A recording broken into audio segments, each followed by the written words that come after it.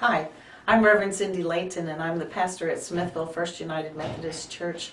Welcome to worship today.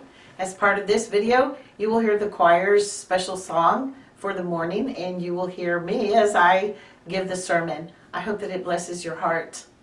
God bless.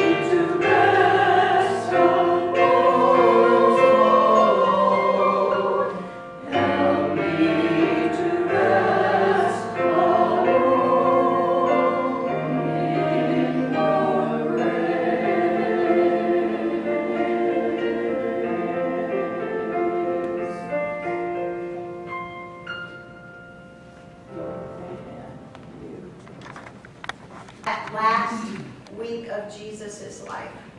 The very first week, we saw Jesus coming into the city as a triumphant hero, though that was not his purpose at all. And then last week, we saw Jesus as he cleaned out the temple, because he knew people's hearts and he knew the reason they were there. The reasons they were there were not the best of reasons to be in God's house. And today we see Jesus, the very next day as far as we can tell. And these Pharisees and Herodians, who were usually parties in conflict, just as we heard Kevin say, they hated each other. They usually did not work together. But in this account, they joined together to discredit Jesus. They thought for sure that after he disrupted all of the trade and all of the goings on in the temple, that would get him in trouble, and it didn't work. And so here he is. The next day, and the day after that, and the day after that, as far as we know, he went back to the temple. And he was teaching the people. I'm sure Jesus probably had this sense of urgency. I don't have much time left. I need to teach them as much as I possibly can. So these two groups join together, and they have this kind of weird attitude that we hear so much about sometimes, the enemy of my enemy is my friend. They figured they'd work together.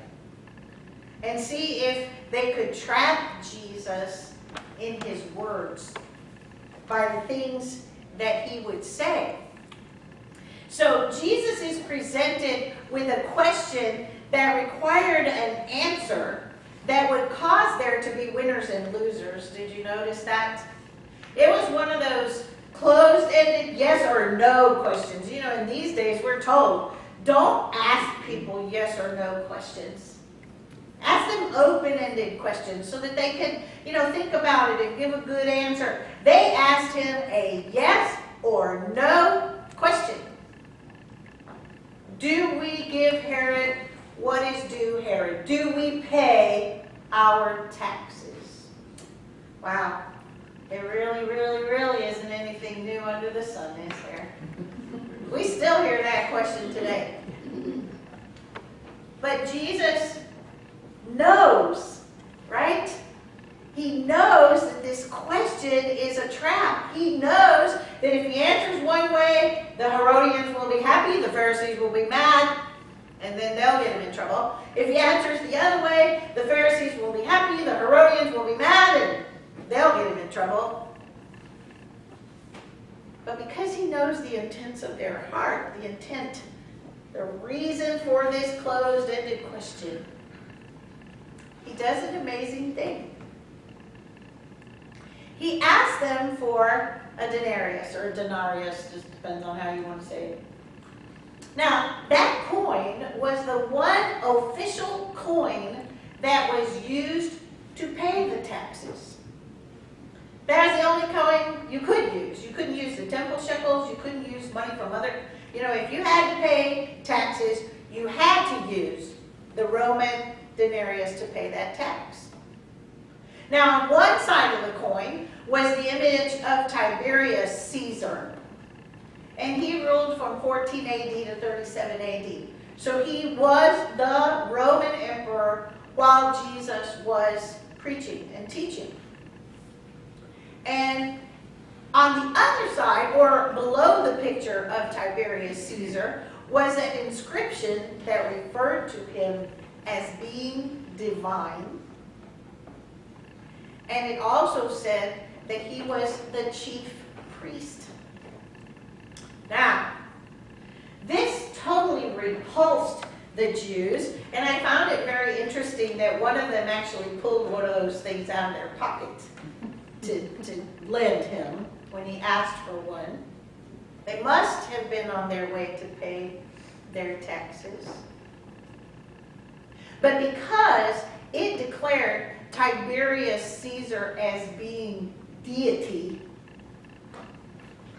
and as being the chief priest, it made the Jewish people mad. Thou shalt have no other gods before me. So that was breaking the first commandment. And then the chief priest, well, you can only imagine how he must have felt. Because he's thinking, I'm the chief priest. And then, of course, we read later that Jesus is our only high priest. So there were a whole lot of reasons for them not to want to pay their taxes, and one of the main ones was that coin. But Jesus very wisely responds. He is so astute. And when he knows what they're up to, he diffuses the situation almost every time. And what he responds is, render therefore to Caesar the things that are Caesar's, and to God the things that are God's. Basically, he's saying that coin that you pay your taxes with has Caesar's image on it. Give it back to him. That's the law. Give it back to him. But remember that that very coin represents all the benefits that are accorded to you because of Roman rule in this place. I'm sure they hadn't thought about that. You live in a place of peace and security. For now, as long as you obey the rules and the laws, this country is at peace. And those people knew their history. They knew that, wow, that little piece of dirt hadn't been at peace for centuries, right? Somebody or the other was forever trying to conquer them. But as long as Rome was there, they were living at peace. And then they had some really good benefits, like all those Roman roads. They were paved. They were bricked Roman roads. Not the little dirt trails that they had had before. And at least in the Roman part of that city, they had hot and cold running water. The Romans were very, very advanced for their day. So, he said, pay your taxes to Caesar. But be sure that you are giving to God what is God's. Caesar may control a lot of things about your life,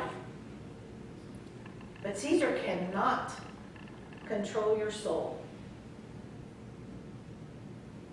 So, the crucial issue in this whole encounter with Jesus, as far as Jesus seems to be concerned anyway, was, were they giving their lives to God? It didn't matter to Jesus whether they paid their taxes or not. That sounds like he thought they probably should. And when Jesus is asked whether he's paid his, he has Peter go and find a fish, and Peter hauls in a big old fish, and it's got coins in its mouth. I love that story. And they're denarius. Woo! Imagine that. And Jesus uses it to pay the taxes that he owes. So the tax wasn't the issue.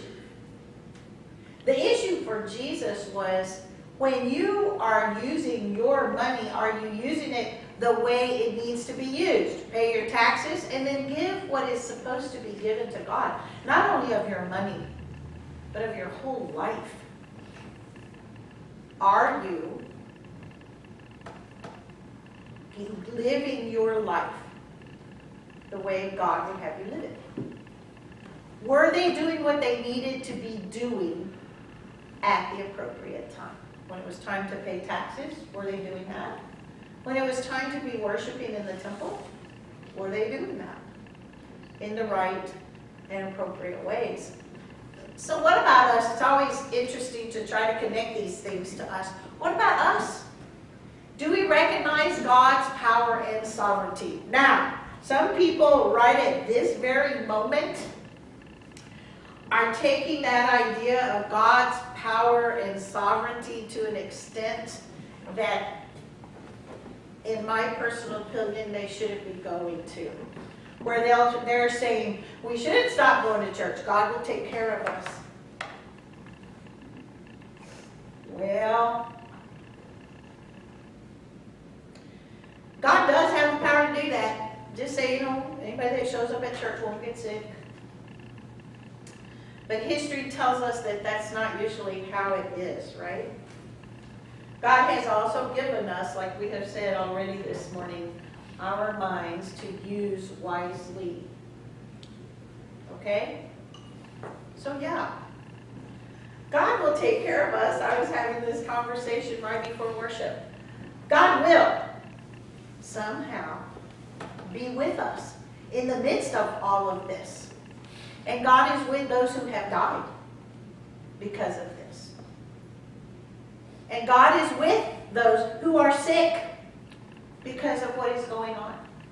And God is with those of us who, thank the Lord, so far have not contracted this new virus. But God also calls us to be wise in the midst of each of these strange situations that we find ourselves in. Just as Jesus did when we consider questions put to us, we need to answer them as best we can based on Jesus' model. Now, most of us cannot just kind of look at somebody and know the intent of their hearts. Some of us can. That's called the gift of discernment, right? And some people are good at that. They just kind of can look at you and your body language and stuff, and they know what's going on with you, or at least they think they do. But most of us, probably not. But we can try to use the method that Jesus used. First, he tried to figure out what was behind the question. Oftentimes, we are told over and over again, as teachers and others who deal with people all the time, that usually if somebody is in your face about something, it is not about you. Right? It's about something else that happened to them some other place, and you just happen to be the next person they saw. And so you get it, right? You get the whole brunt of all their anger and all their whatever it is, frustration and all whatever it is going on with them ends up on you, even though you're just in the wrong place at the wrong time, right? And so we need to try to figure out the intent behind the question. And Jesus, of course, was expert at that. He knew what they were trying to do. And oftentimes, we can sense what the issue is, or what's behind the question. The second thing is, know your scripture well enough that your answers can be based on it. That was the purpose for the second reading this morning, about the temptation of Jesus in the wilderness. I don't know if you made that connection, but he answered all of those proposals that the devil made with scripture.